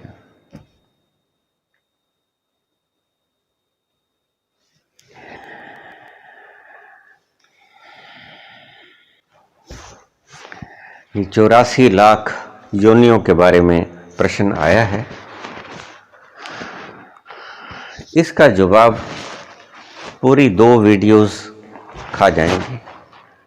अगली वीडियोस में मैं कोशिश करूंगा 84 लाख योनियों के बारे में बातें करने की। लेकिन एक संक्षिप्त सी बात मैं आपको कह दूं कि अगर आपके मन में ये भ्रम है कि हम कोई पाप करेंगे और हम उस योनि में पड़ जाएंगे, बहुत से भक्त मैंने देखे हैं मुझे कह देते हैं कि हम ये काम करेंगे कुत्ते की योनि में पड़ जाएंगे, सुअर की योनि में पड़ जाएंगे। इन भ्रमों ने हमें इतना उलझा रखा है, इन धर्मों ने हमें इतना उलझा रखा है कि आपसे क्या बात करूं। रोम रोम छिद जाता है इन रूढ़िवादी बातों को सुन के, यद्यपि इन्होंने कुछ भी नहीं देखा। कबीर ने एक शब्द कहा था, तुम कहते कागज की लेखी, तुम लोगों ने जो कहा तुमसे तुमने मान लिया, शास्त्र में जो लिखा तुमने पढ़ लिया, मान लिया। तुम कहते कागज की लेखी और मैं कहता आंखन देखी। कहनी भी वही चाहिए जो तुम अपनी आंखों से देख लो। मैं जब साधना शुरू किए पिछले जन्म में जाने की, तो पहली बार द्वार थोड़ी सी लेट टूटता है। पहली बार द्वार टूटने में वक्त लग गया, करीब 11 महीने के करीब। जब मैं पिछले जन्म में पहुंचा तो मुझे हैरानी हुई कि हैं, पिछले जन्म में मैं ये था, फिर उससे पिछले जन्मों में गया, उससे पिछले जन्मों में गया। मैंने अपनी जिंदगी के 5 वर्ष इन जन्मों में गुजार दिए, खुद शास्त्र लिखित नहीं, कोई बुद्ध का लिखा, कोई महावीर का लिखा मैं नहीं बोलूंगा, मैं नहीं बोलता। यद्यपि उन्होंने अपने पुनर्जन्म के, पूर्व जन्म के यादगार लिखे हैं, याददाश्तें लिखी हैं उन्होंने, लेकिन जब तक मैंने अपना दरवाजा पूर्व जन्मों का नहीं तोड़ा, मैं पढ़ा, माना नहीं। मैंने करीब 500 जन्म अपने देखे, उसके बाद 1000 जन्म और देखे। 500 जन्म मैंने वो देखे जो मेरे मनुष्य के रूप में मेरे हुए थे, और जैसे ही पशु के रूप में हुए वो मैं चलाए गया, टपाए गया, क्योंकि उनमें देखने योग्य कुछ होता भी नहीं। 500 जन्मों में एक जन्म भी ऐसा नहीं आया जो मैं आदमी से स्त्री और स्त्री से आदमी तो बने, लेकिन ऐसा नहीं हुआ कि आदमी से कुत्ता बन गया, आदमी से सूअर बन गया। नहीं, एक श्रृंखला ऐसी चली पिछले जन्मों के आदमी स्त्री। वो तो आप आज विज्ञान ने जितनी तरक्की कर ली है, आज आप आदमी को स्त्री बना सकते हो। हार्मोन्स चेंज करके आदमी स्त्री बन जाएगा, लोग बनते हैं। और स्त्री के हार्मोन्स चेंज कर दो, आदमी बन जाएगा, लोग बनते हैं आज। वो कोई विशेष बात नहीं है। 500 जन्मों तक मनुष्य की योनि में मैं रहा, लेकिन एक मौका भी ऐसा ना आया, बुरे से बुरे कर्म भी किए, साधु से साधुता के कर्म भी किए, लेकिन बुरे से बुरे कर्म करने में एक भी मौका नहीं आया कि मैं सूअर बन गया हूं, मैं गधा बन गया हूं, मैं कुत्ता बन गया हूं। ये बात मैं अपने अनुभव से कह रहा हूं। अगर कोई व्यक्ति आपको डरा रहा है कि तुमने ये काम किया तो तुम कुत्ता बन जाओगे, तुम सूअर की योनि में आओगे, तुम्हारे कोई चलते हुए आदमी को डांग सोटी मारेगा, लाठी मारेगा, तुम्हारे घाव हो जाएगा, तुम्हें कोई दवाई नहीं देगा, तुम्हें कोई मरहम पट्टी नहीं करेगा, तुम सड़ोगे, तुम गरोगे, बकवास है। उसकी किसी बात के ऊपर यकीन न करना, वरन उससे एक बात पूछ लेना, क्या कि ये जो तुम बोल रहे हो, ये गुरुजी आप बोल रहे हो या आपके गुरु बोल रहे हैं, या आपके गुरु के गुरु बोल रहे हैं, या आपके गुरु के गुरु ने कोई शास्त्र पढ़ लिया था वहां से देखा है? उनको भी पता नहीं है। जिसने देखा उससे पूछो। तुम कहते कागज की लेखी और मैं कहता आंखन देखी। बिल्कुल मत घबराइए। अगर एक बार आपने बीए पास कर ली, कोई भी माई का लाल आपको 10वीं क्लास में नहीं बैठाएगा। 10 पास कर ली तो दूसरी जमात में नहीं बैठाएगा। कॉन्शियसनेस लेवल अगर मनुष्यता की चरम सीमा पे आ गया है, ऐसे तो फिर तुम परम अवस्था को पहुंचकर मेरे पास रोज प्रश्न आ जाते हैं कि क्या मुक्ति होने के बाद हम अगर आना चाहें तो मनुष्य के शरीर में आ सकते हैं। अब मैं इनसे क्या जवाब दूं कि क्या तुम पीएचडी करने के बाद तीसरी कक्षा में भर्ती हो सकते हो? क्यों होगे भाई? वही बकवास कौन पढ़े? तियो तियो 9, 2 तिये 6, 2 दूनी 4, 1 दूनी दूनी। ये पागल हुए हो क्या तुम? चरम लक्ष्य तक पहुंच गए। आनंद में सुगंध के उपवन की सैर करके गंदे गटर के नाले में फेंकना चाहोगे? तुम्हारी इच्छा होगी? रोज प्रश्न आ जाते हैं मेरे से, कहीं ऐसा तो नहीं है?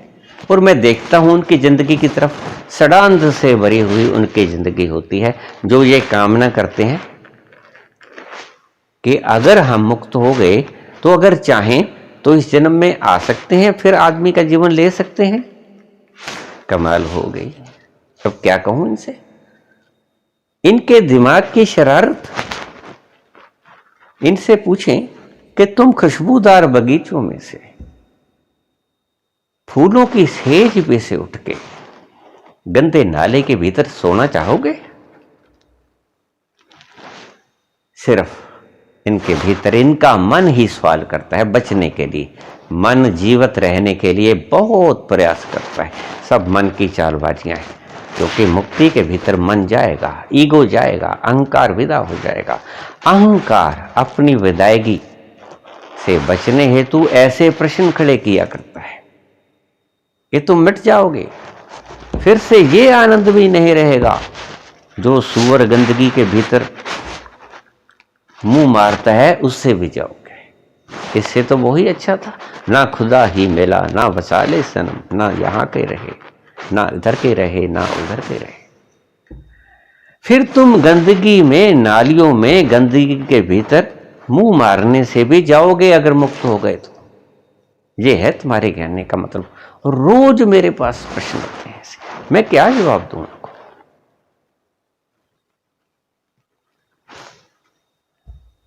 परम सुगंधी को चख के कभी कोई आने को दिल किए है किसी का? कभी कोई आने को दिल करता है किसी का कि थोड़ा सा इस गटर के भीतर छलांग लगा के देख ले? मन करता है?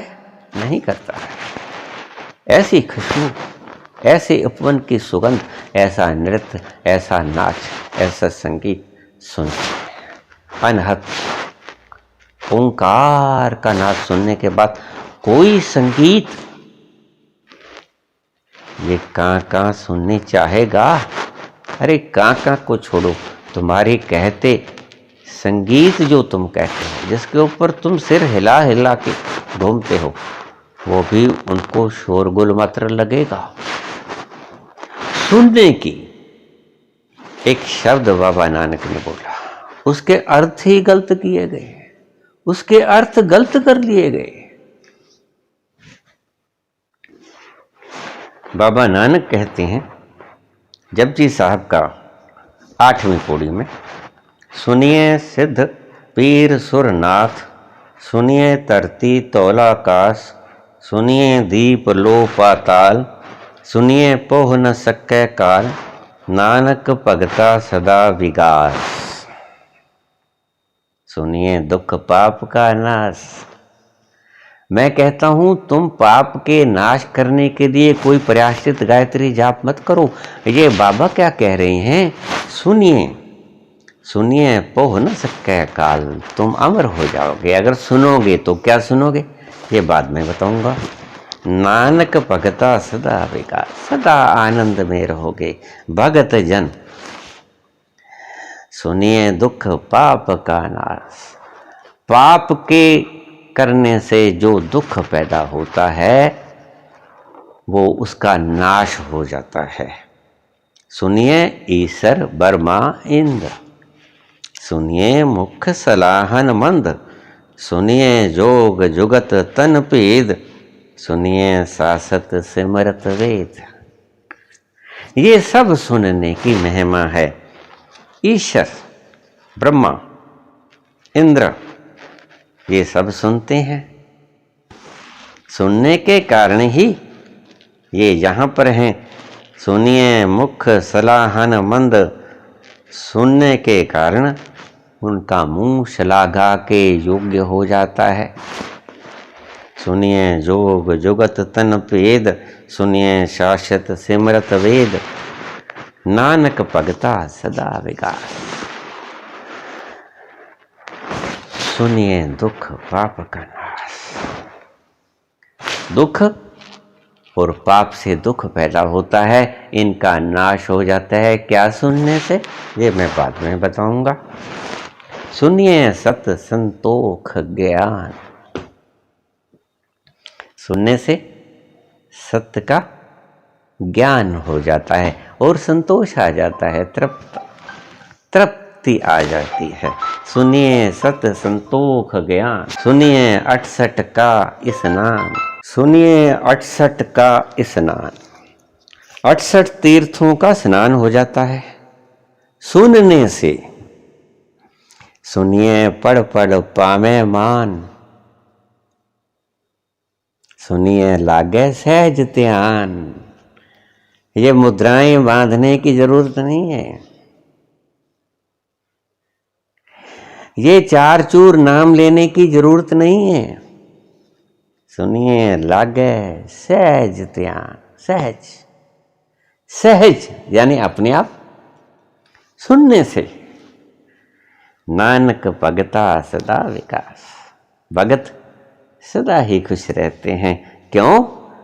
सुनिए दुख पाप का नाश। जो दुख देता है, जो पाप, उसका नाश हो जाता है क्योंकि वो सुनते हैं। सुनिए सरा गुणा के गाह, सुनिए शेख पीर पातशाह, सुनिए अंधे पावई राह। मुझे बहुत से लोग कह देते हैं कि हमारे गुरु नहीं हैं, हम क्या करें? मैं कहता हूं सुनना शुरू कर दो। महावीर ने अपने शिष्यों को नाम दिया श्रावक का, और आज महावीर के शिष्य जैनी क्या कह रहे हैं कि जो मुनि कहते हैं उनको अच्छी तरह से सुन लो। वो समझ ही नहीं पाई कि श्रावक किसे कहते हैं। फिर कभी बोलूंगा श्रावक के नाम पे खुल के, पूरे का पूरा प्रसंग बोलूंगा। लेकिन श्रावक का वही अर्थ था जो यहाँ बाबा नानक ने सुनने का अर्थ रखा है। श्रावक का मतलब भी श्रवण से ही होता है, जो सम्यक श्रवण करता है वो श्रावक। सुनिए सरा गुना के गाह। सुनने से समुद्र के गुणों जितनी सूझ आ जाती है गुरु के भीतर, समुद्र जैसे गुण। गुरु से अक्सर शिष्य पूछ लेते हैं कि आपसे कोई भी प्रश्न कर ले, आप तत्क्षण जवाब दे देते हैं। आपके पास कोई शास्त्र नहीं होता, हम बैठे हैं आपसे प्रश्न कर लेते हैं और आप जवाब दे देते हो। जवाब इधर, प्रश्न आया, जवाब उधर से आया। कहां से आया? उस समुद्र से आया जो ज्ञान का समुद्र है। सुनिए अंधे पावई राह। अंधा वो जिसे राह का नहीं पता, आंखें होते हुए भी राह का नहीं पता, अकल का अंधा। सुनिए अंधे पावई राह, सुनिए हाथ होवे असगा। सुन से अथा समुद्र हाथ भर रह जाता है। इतना ज्ञान जिसे तुम कहते हो उसकी मुट्ठी में बंद हो जाता है। नानक भगता सदा विकास। सुनिए दुख पाप का नाश। सुनिए दुख पाप का नाश, सुनिए सरा गुणा के का। सुनने से गुणों के समुद्र की सूझ हो जाती है। गुणों का समुद्र कौन है? जिसे तुम ईश्वर कहते हो, उसकी सूझ हो जाती है। सुनिए दुख पाप का नाश, सुनिए शेख पीर पातशाह। सुनिए सरा गुणा के गा। सुनिए शेख पीर पातशाह। जो शेख पीर ते पातशाह जो होते हैं वो सुनने की वजह से होते हैं। सुनिए अंधे पावई राह। ध्यान से समझना मैं क्या बोल रहा हूं, मेरे इशारे की तरफ देख लेना, मेरे इशारे से मत एक तरफ हट जाना। मैं जो बोल रहा हूं उधर ख्याल करना। सुनिए अंधे पावई राह। तुम उससे पूछते हो जो सुन रहा है कि बाबा जी क्या करें, मैं तुमसे कहता हूं कि तुम सुनने के योग्य हो जाओ। जो सुन रहा है तुम उनसे पूछते हो, मैं तुमसे कहता हूं कि तुम सुनने के योग्य हो जाओ। सुनिए अंधे पावई राह, किसी से पूछने की क्या जरूरत है, दूसरों से राह मांग रहे हो। तुम्हारे भीतर गुरु बैठा है, वो जो सुना रहा है सुनो उसे, वो तुम्हें राह डालेगा और ऐसा राह डालेगा कोई दक्षिणा भी नहीं देगा आपसे, आपको सुनाएगा, मधुर कंठ से सुनाएगा। यहां तो गुरु आपसे दक्षिणा मांगेगा, द्रव्य लेगा, वो गुरु आपको देगा ही देगा, वो लेगा कुछ नहीं। सुनिए अंधे पावई राह, सुनिए हाथ होवे असगाह। सुन करके अथाह समुद्र जैसा दुख मुट्ठी भर रह जाता है।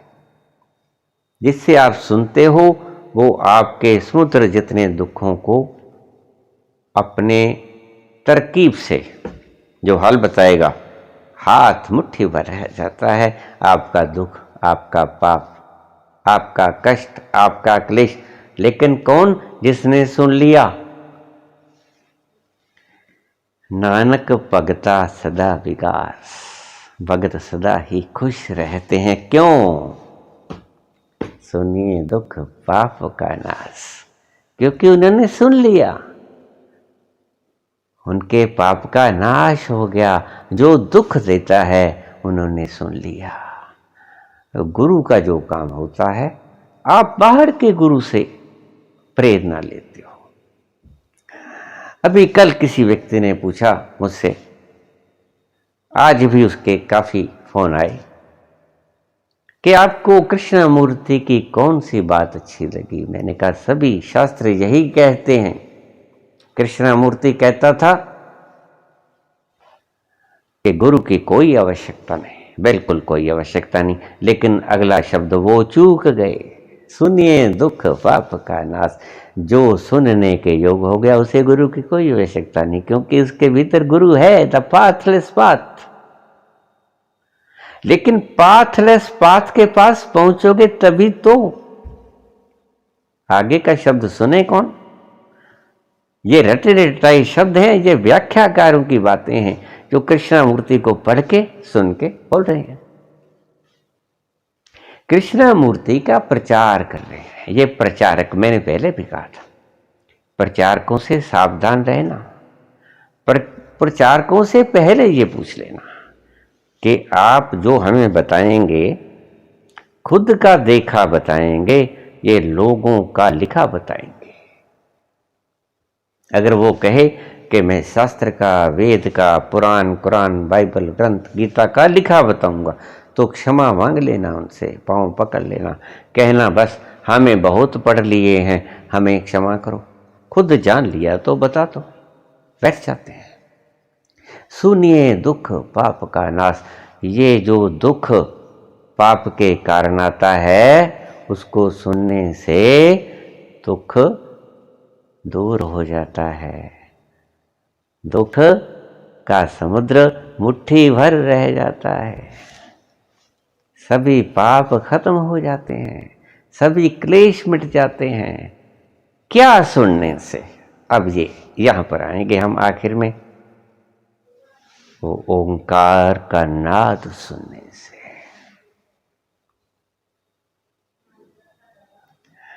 वो मूल स्रोत, मूल उद्गम से आई हुई मीठी पुकार सुनने से। वो पुकार भी है, आदेश भी है। उसको पुकार ही मत समझ लेना।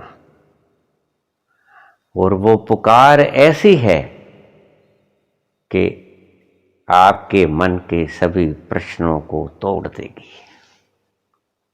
आपके सभी प्रश्न वहां हल हो जाएंगे, ऐसा नहीं। जैसे ही तुम्हारे भीतर सबसे पहले एक ओंकार का नाद गूंजेगा, तत्क्षण आप एक बात पाओगे। क्या? आपके सारे प्रश्नों का उत्तर नहीं मिला, आपके सारे प्रश्न गिर गए, प्रश्न ही ना बचा, क्योंकि प्रश्न का जवाब, सभी प्रश्नों का जवाब एक है। आप हैरानी समझोगे इस बात को। फिर समझ लेना, आपके सभी प्रश्न, मुझसे बहुत व्यक्ति पूछ लेते हैं कि आपसे जी एक प्रश्न पूछूं। मैंने कहा प्रश्न पूछने योग्य है ही एक, आपने डिवाइड कर दी है, व्याख्या कर दी है, उसकी बात और है। प्रश्न पूछने योग्य तो एक ही है, पूछिए। कौन सी तरफ से पूछोगे? तो पूछते हैं तो प्रश्न तो एक ही होता है, और वो प्रश्न गिर जाता है एक उत्तर से। किस उत्तर से? एक ओंकार। इसलिए बाबा नानक ने जप जी शुरू तो की, बाकी बातें बाद में व्याख्या स्वरूप बोली। वो बातें अगर न भी बोलते तो चल जाता, एक ओंकार चल जाता। इससे मेरे पास कुछ वेद पाठी लोगों के फोन आ जाते हैं, क्योंकि बाहर तो मैं जाता नहीं, तो बोलेंगे सबसे पहले ओ।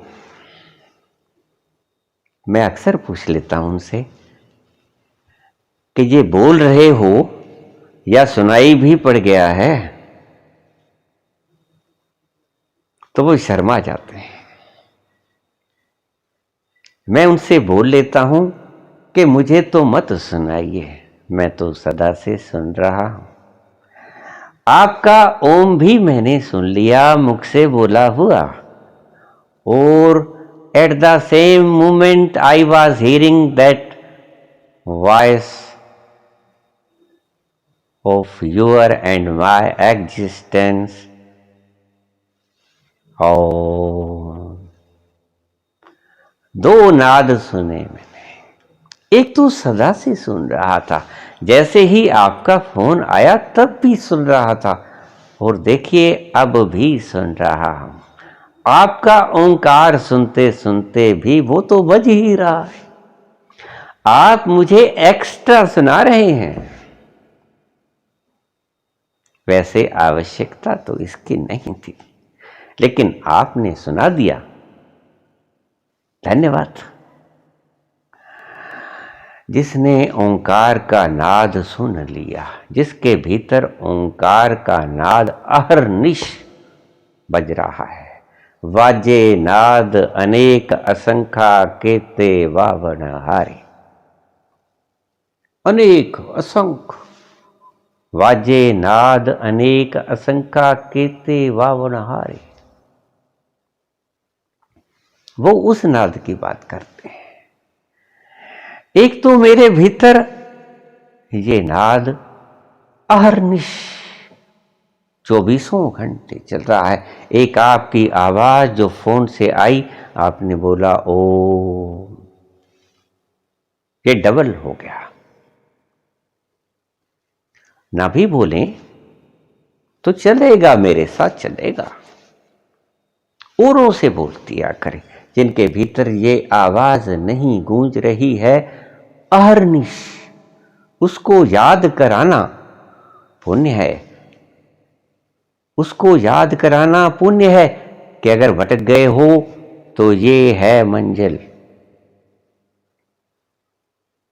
उसको सोए हुए को जगाने के लिए ये बने थे अभ्यास, ये रोज की आदतें करने योग्य। जब भी किसी को बुलाएं, हम रास्ते में जाते हैं, राम राम जी कहते हैं ना, सुबह सुबह हम जाते हैं, तो ये जो ओम शब्द प्रचलित था हमारे सनातन में, ये सिर्फ यही बताने के लिए था कि जिनको आवाज अहर्निश अभी लगातार शुरू नहीं हुई है, उनको जगाने के लिए कि भाई इसको शुरू कर लो। कहाँ चले हो, कहाँ गुम हो गए? अगर गुम हो गए तो प्रयास करो, आपके भीतर उतरो। ओम हम बोलते हैं, ओम से शुरू करते हैं। आजकल राम राम से करो, अभी राधे राधे शुरू कर दिया, लेकिन उनका कोई अर्थ नहीं, क्योंकि भीतर से राधे राधे नहीं आता। अपने अनुभव से मैं बोल रहा हूं। अगर कोई व्यक्ति इसका विरोध प्रतिकार करे तो उसकी इच्छा, उसने राधे राधे सुन लिया होगा जो कभी नहीं सुन सकता। मैं लिख के दे देता हूं, भीतर से राधे राधे की आवाज एग्जिस्टेंस की होती ही नहीं, भीतर से सदा ही। मैं 50 वर्ष से सुन रहा हूं, इस ओंकार के सिवा दूसरी कोई आवाज नहीं आती भीतर से। जब भी मैं गया हूं, मैं बोला हूं, वही आवाज, वही आवाज। वेल जद भी मिली ये फर्जा तो तेरे मुख दी किताब ले बैठा। वेल जद भी मिली ये फर्जा तो झांक लेता हूं उधर में। दिल में थी बसी मेरे तस्वीर यार, भीतर से उठ रही है आवाज, अहरनिश गूंजती हुई, सदा ही तुम्हें आनंद मगन करती हुई। ये आवाज अहरनिश गूंज रही है तुम्हारे अस्तित्व से, और जब तुम उसके संपर्क में आ जाते हो तभी से शुरू हो जाती है आपको सुनाई पड़नी। गूंज सदा ही रही है, आपको सुनाई पड़ती है जब आप उसके कांटेक्ट में आते हो। बारिश सदा ही हो रही है, इसलिए कबीर ने कहा कि बारिश तो हो रही है, अमृत तो बरस रहा है, तुम अपने घड़े को उल्टा किए बैठे हो, सीधा कर लो। वेल जद भी मिली ए फरसा तो तेरे मुख दी किताब ले बैठा। जब तुम उसके आवाज को सुनना छोड़ के थोड़ा इधर उधर हो जाते हो तो वो आवाज सुनने बंद हो जाती है, और वहां से आप क्या समेट के लाते हो? कचरा, कूड़ा। तो फिर वहां आ जाओ, जब आप वो ना सुनोगे, ओ बस तत्क्षण सारा पाप, सुनिए दुख पाप का नाश। पाप के से जो दुख पैदा होता है, जो आप संसार में पाप करके देख के आए हैं, सुन के आए हैं, इसकी ध्वनि सुनते ही वो पाप का दुख नाश हो जाएगा।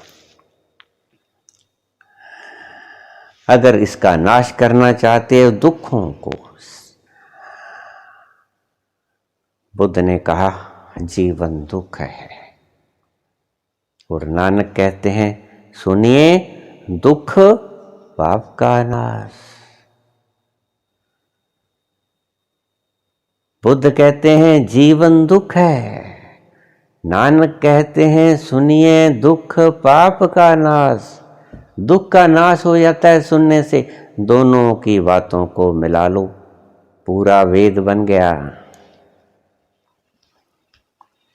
बुद्ध की बात सत्य है, नानक की बात उसकी दवा है। बुद्ध की बात रोग है संसार का, दुख है जीवन। नानक की बात उस रोग की दवा है, उस रोग का इलाज है। सुनिए दुख पाप का नाश।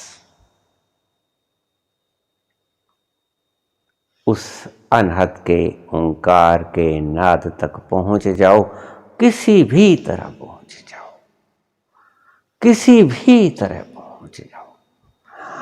यही है आपकी मंजिल। शुरू चाहे कैसे भी करो, किसी भी भांति शुरू करो, मूर्ति से शुरू करो, नाम से शुरू करो, योग से शुरू करो, कीर्तन से शुरू करो, राजयोग से शुरू करो, हठ योग से शुरू करो, कैसे ही शुरू करो, अमूर्त तक पहुंचो, मूर्त से प्रकाश तक पहुंचो, अंधेरे से। तमसो मां ज्योतिर्गमय, मृत्युर्मा अमृतो गमय।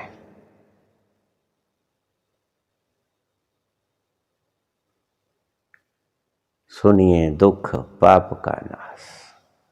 बाहर से आए हो संसार के काम धाम से,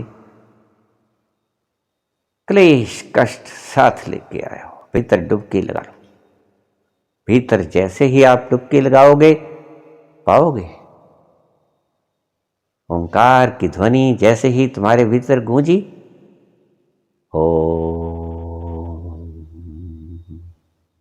सब दुख क्लेश दूर। जैसे बच्चा होता है खलखलाता हुआ, बाप सारे दिन तूफानों से जूझ के, संसार में जूझ के, लड़ाई झगड़े करके थका हारा मादा घर आता है। घर आके छोटा बच्चा हाथ पांव मारता है, वो उसको प्यार से उठा लेता है, सहलाता है। आप जानते हो, उसको सहलाते ही छोटे बच्चे का प्यार, जैसे ही आपने उसको छाती से लगाया, आपके दिन भर की थकावट नष्ट हो जाएगी। बस आपके सारे दुख संसार के सिर्फ उस ओंकार के एक बार शुरू होने से नष्ट हो जाएंगे। बार बार फिर से प्रयास नहीं करना पड़ेगा, 84 के चक्कर में नहीं पड़ना पड़ेगा। 84 का चक्र जिस तरह तुम्हें समझाया गया है उस तरह नहीं है। मैंने आपसे पहले भी बताया, ये मूर्खों की बातें हैं जिन्होंने पढ़ सुन के आपको बताया। कोई व्यक्ति जो आपसे ऐसी बातें करे, उससे खड़े होकर पूछ लेना कि आप अपने भीतर गए हो, आप जानते हो। उसकी बोलती बंद होने को ही है निश्चित, क्योंकि सब सियाने एक मत, मूर्ख अपनो अपनी। जिसने जो सियाना है वो सभी एक मत होगा। जिन्होंने भी अपने पिछले जन्म में जो भी गए हैं आज तक, आप उनके जीवन के अनुभवों को फलोरिए तो आप पाएंगे वो मनुष्य ही रहे हैं बहुत जन्मों तक। जब उन्होंने किसी जानवर से मनुष्य के रूप में जन्म लिया, उसके बाद वो जानवर नहीं बन पाए, तुम भी नहीं बन पाओगे। सभी डर भय को खत्म कर दो। इन बुद्धुओं की बातों में मत पड़ो। इन्होंने नहीं देखा है, इन्होंने सुनी सुनाई शास्त्र वेद गुरु पखंडियों के द्वारा कही गई बातों को सिर्फ आगे ब्रॉडकास्ट किया है। इनकी बातों पे यकीन मत रखना। तुम कहते कागद की लेखी और मैं कहता आंखन देखी। धन्यवाद।